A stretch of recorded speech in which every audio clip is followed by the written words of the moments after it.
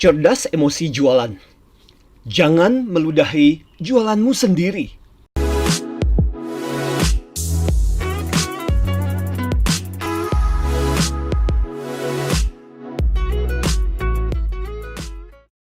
Sebelumnya, tahu nggak YouTube ini tetap bisa update karena adanya dukungan kalian. Boleh nggak berbaik hati untuk klik like, komen, atau subscribe kalau Anda merasa isi YouTube ini bermanfaat.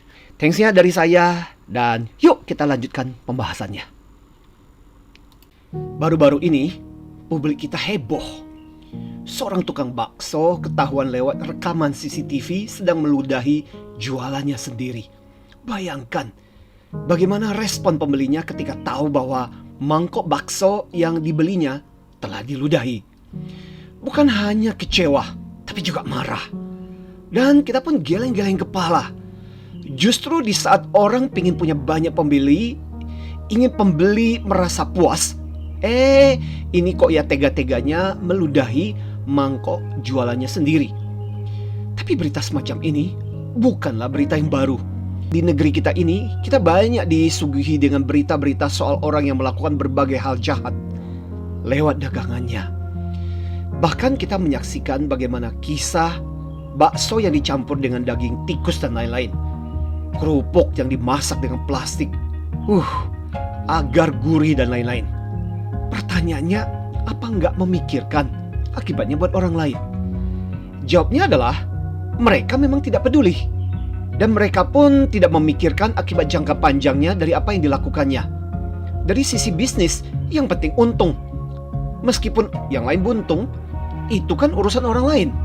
Dan dari pelajaran soal meludahi mangkok bakso ini, sebenarnya dalam kehidupan kita pun sering pula kita melihat orang yang tanpa sadar meludahi mangkok baksonya sendiri. Dan kata lain, meludahi sumber rezekinya sendiri. Ketika kita menipu pelanggan kita, ketika kita dengan sengaja memberikan data atau informasi yang salah, ketika kita memberikan kerjaan yang asal jadi, bahkan ketika kita sengaja mencelakakan, tanpa sadar, disitulah kita sedang meludahi sumber rezeki kita sendiri. Sebagai contoh, ada sebuah kisah menarik ketika seorang atasan mengetahui bahwa sekretarisnya sedang punya masalah keuangan.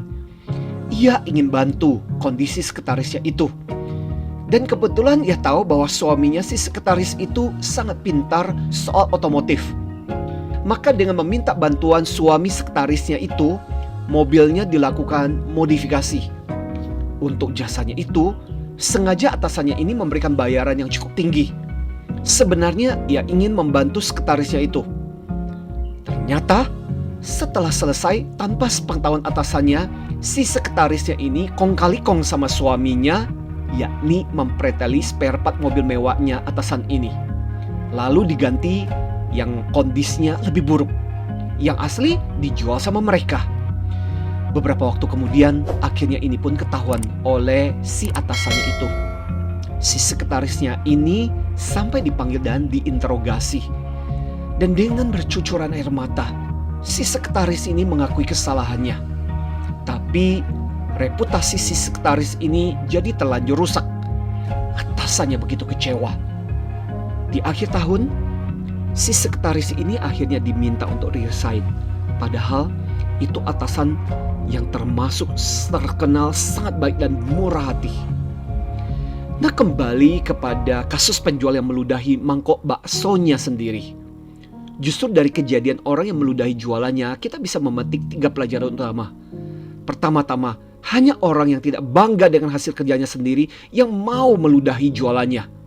Kedua, ketika kita membohongi, mencurangi, atau mencelakakan orang lain, khususnya pelanggan kita, sebenarnya ujung-ujungnya yang kita celakakan adalah bisnis dan rezeki kita sendiri. Dan ketiga, tentu saja, kalau sampai ketahuan, maka sikap ini bisa berdampak runyam. Dan itulah yang terjadi. Sudah tidak terhitung berapa banyak orang yang masuk penjara gara-gara dilaporkan oleh pelanggan mereka karena merasa ditipu. Bayangkan, pelanggan sudah berbaik hati untuk memberikan bisnis dan rezeki, tapi justru ditipu dan dicelakakan. Tentu saja wajar kalau mereka begitu marah. Karena itulah agar kita tidak meludahi jualan kita sendiri. Apakah tipsnya buat kita? Kali ini, mari kita ingat dengan tips yang diambil dari kata bisnis, B-I-S-N-I-S. Nah, apakah kata bisnis itu buat kita?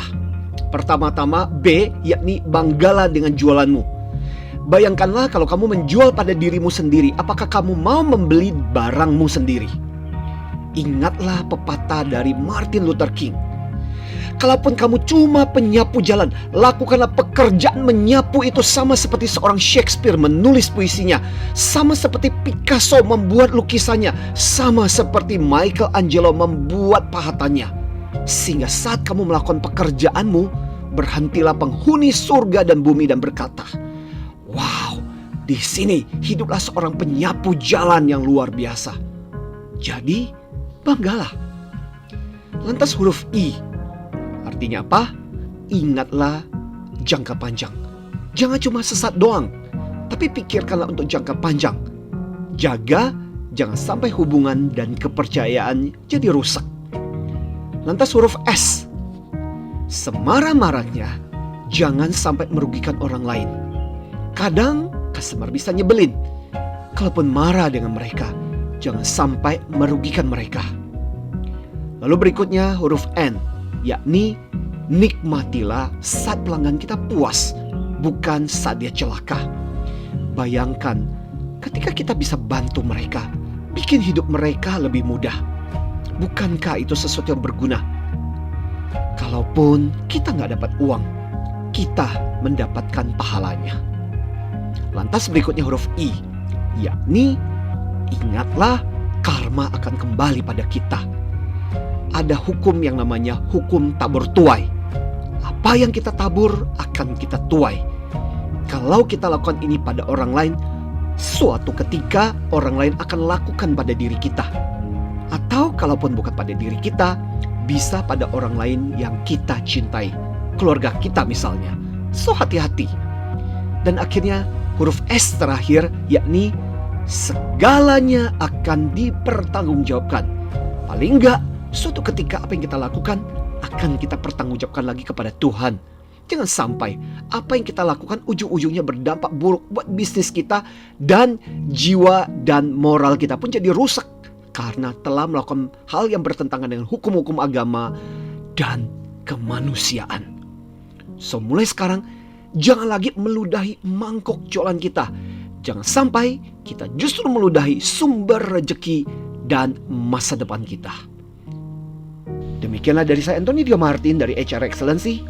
Ingatlah, IQ membuat Anda diterima, tapi EQ lah yang membuat Anda dipromosikan. Salam antusias.